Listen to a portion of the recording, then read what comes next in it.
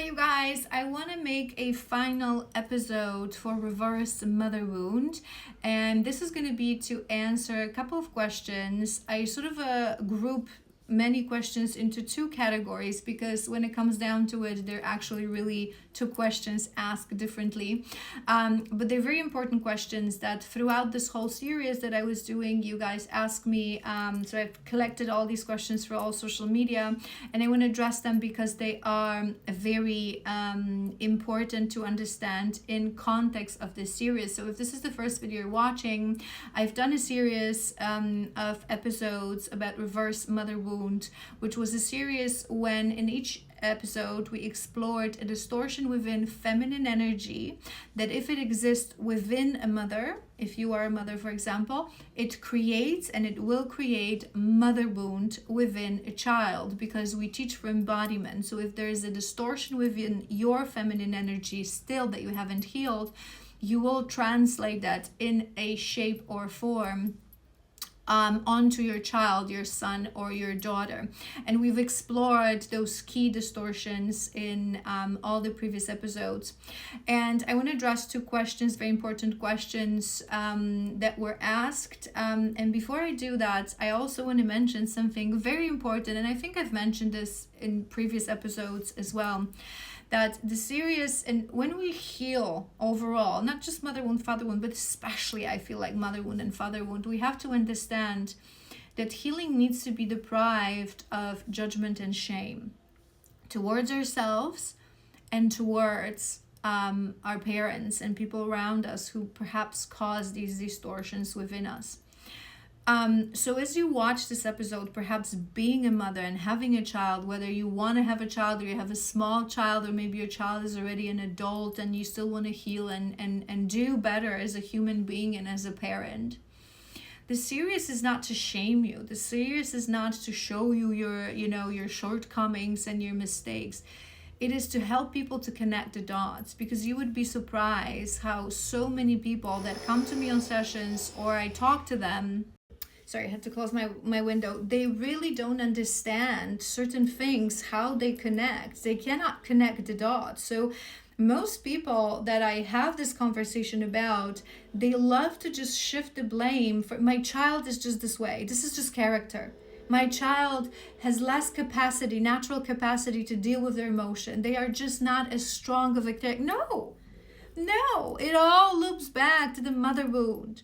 The feminine energy is the creation, it's the initiation, it's where everything starts, is where we start to love ourselves, to value ourselves, to have that relationship with self, which is self-regulation, which is worthiness, which is lack of self-abandonment, right? It all comes from the mother wound. And yes, we're all unique. Yes, we're all different. Some people will be more, we're going to have different passions, different dreams, different quirky thoughts, and we're going to be very different. We all have unique frequency. But a lack of capacity of someone to self-regulate, to find strength to overcome challenges of life, to self-soothe, to develop healthy relationships in life, to pursue your passion, to have confidence, it loops back to the mother wound. It is not your character. It is not your natural lack of knowing how to regulate your emotions. It is of a mother wound. So again, we're not doing this to shame anyone. Core of healing is accountability. I say this to you guys all the time, is accountability, is removal of denial, is I am understanding what I did to cause this within my child, not to shame myself, but to teach myself, to forgive myself, to love myself better, to course correct. Even if my child is already in their 30s, it's never too late to get aligned. It's never too late to start healing. So this is just a side note. So let's address, sorry, wiggling. I've been sitting here for a while because I just recorded the final episode. I want to address two very important and very good questions that you guys asked watching this series. So the first question was, because in the first episode, I explained to you that Many women heal their mother wound as they start their journey of healing their mother wound, their father wound. This is where we always start from, right? But then they skip the part of actually breaking generational trauma and not translating certain distortions onto your child. And there were some questions asking, well, it's a little illogical. How is it possible that you heal and your child is not healed, right? So how is it possible that you heal your own mother wound, but you don't break generational trauma? So I want to explain this today because it is possible and it's actually quite very common. So when we start healing, when we start our journey of healing, we start from self, right? So the focus is on self. So when we're going to be healing mother wound, we're going to be looking at the distortion within the energy of our own mother to understand what qualities that caused within us, what shadows and traumas and wounds that distortion caused within us. And we all have mother wound. Don't let me say this again. I've explained this so many times, right? In order not to have mother wound, you would have to have a divine feminine mother in union, divine union with divine feminine father. That's the only way not to have father wound and mother wound. So to a certain degree, we all have father wound and mother wound. And when we start to heal, we understand, connecting the dots, that this distortion within my mother caused me this wound, this shadow, this trauma, and this behavioral pattern. And many people starts from understanding, starts from healing these wounds, but in order to fully release mother wound and break generational trauma, you have to really complete that cycle. So not just understand, and it's going to be similar with healing your wound with anyone. Understanding is first thing. Accountability, that it is on me, not on them, to now course correct, is another thing. But the final thing is to really release with love and no judgment.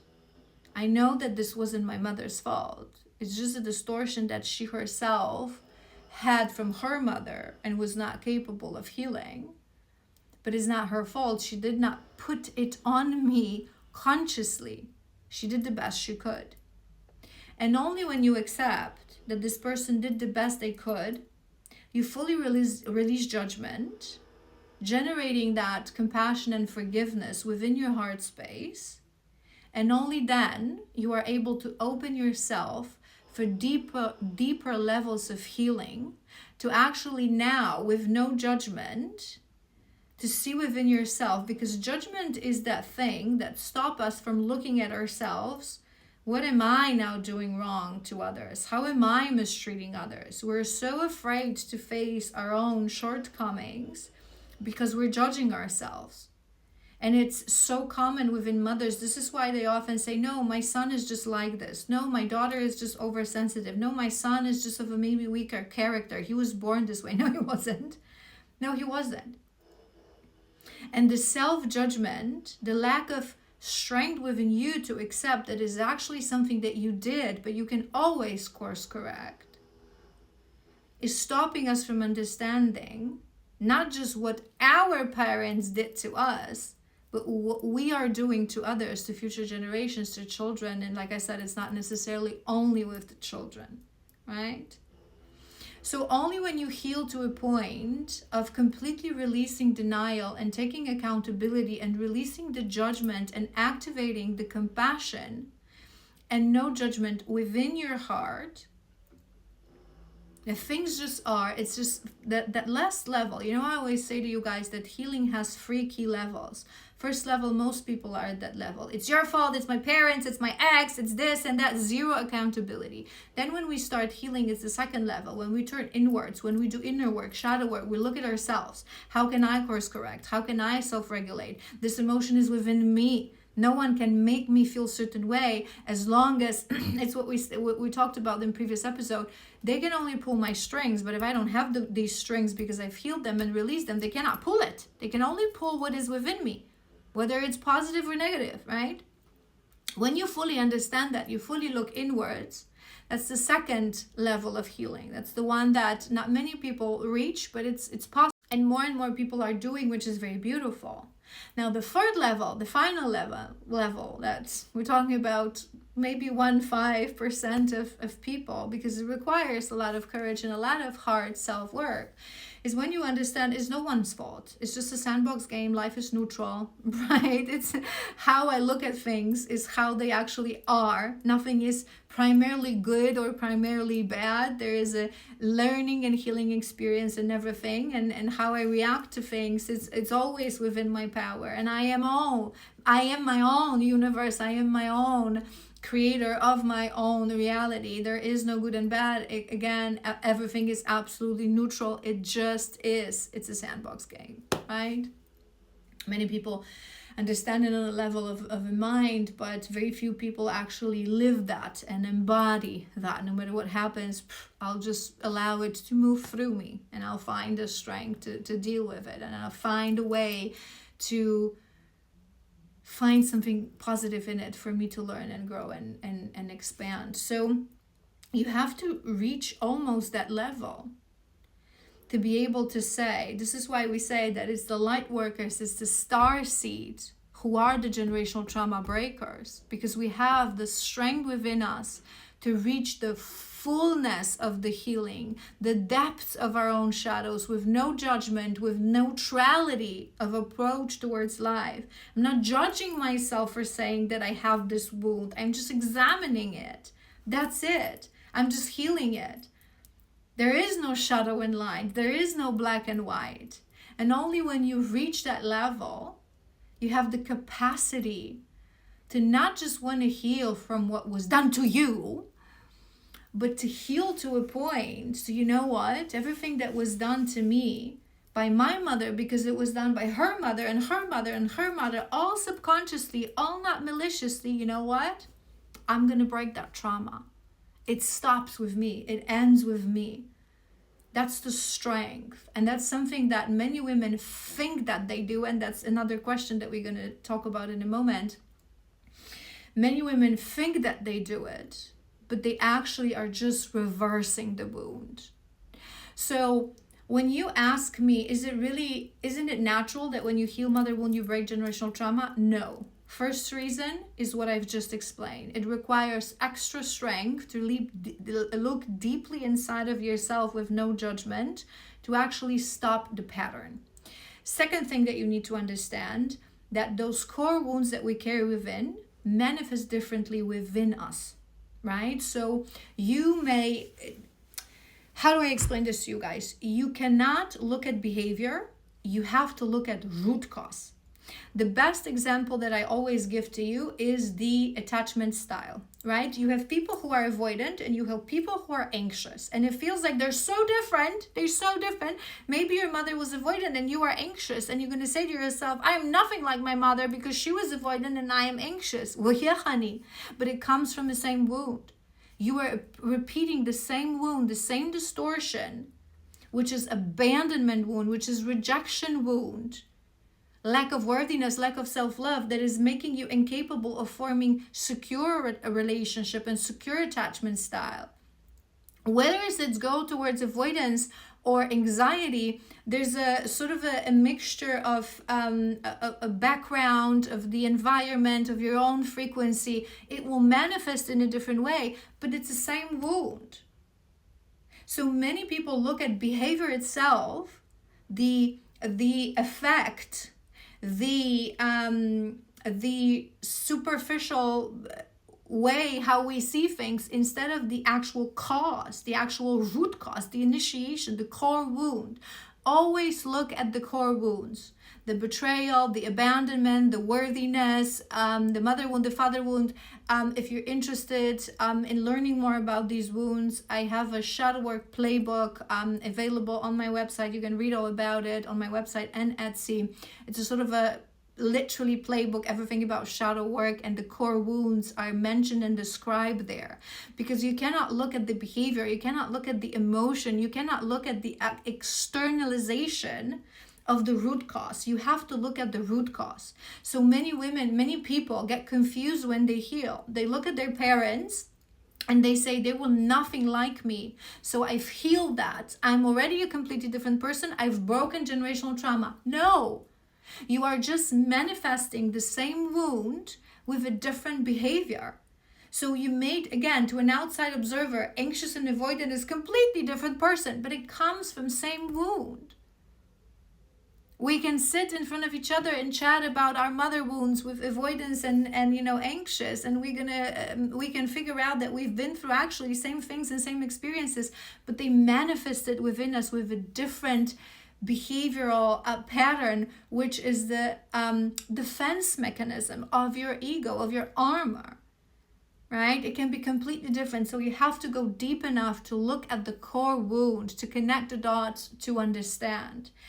And then one more phenomena that women do and men do again as well, healing that, thinking that I've broken generational trauma because I'm nothing like my father, I'm nothing like my mother, right?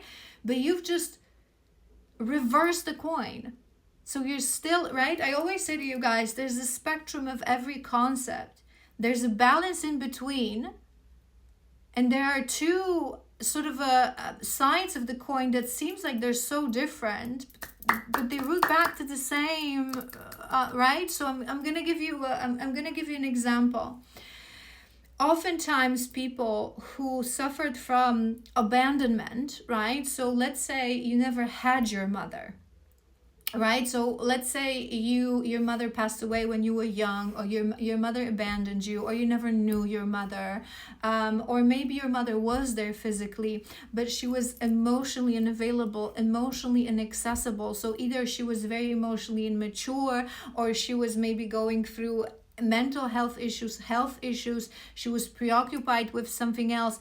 You never had her actual presence, or she was very unapproachable, very dominant. Sometimes it happens, right? So however this abandonment wound coming from your mother manifested, physical abandonment or emotional abandonment, just lack of accessibility of your mother, you have abandonment wound, right? So many people, instead of actually going to the root cause of that wound, healing, balancing, breaking generational trauma, they just reverse it.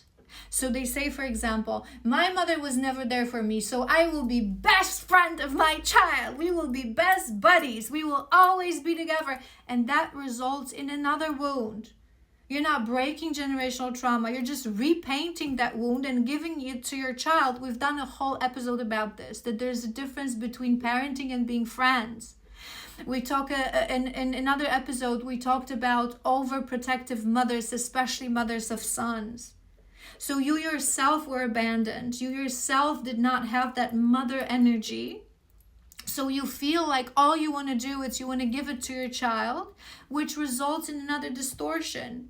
You're becoming overprotective. You're creating an unhealthy bond with absolutely no boundaries with your child. That relationship is not supposed to, we talked about this in previous episode, mother-child is not friendships. It's not best buddies. It's a one-way street. And that we've discovered in previous episodes. So watch the whole series if this is the first one you're watching, because I've covered this, right? I'm just talking about questions, but this is how it often happens, that you're healing yourself. You think that you're understanding certain things, but you're not healing to the very depths, to the very core, to the root cause, to understand the root cause, and you're just flipping the coin. Again, you're repainting and you're giving your child another wound. Right? And the last question that was asked is, I've mentioned as well, and I say this all the time, that your mother was not at fault of giving you this distortion. They always do the best. We always do the best we can. It was just subconscious pattern that she was not realizing. And the reason she had that, it's because she was given those by her mother and her mother and her mother. And someone asked me, well, how is it possible when my grandmother was an amazing human being, right? So the first thing that you need to understand is what I already said. Every wound manifests differently.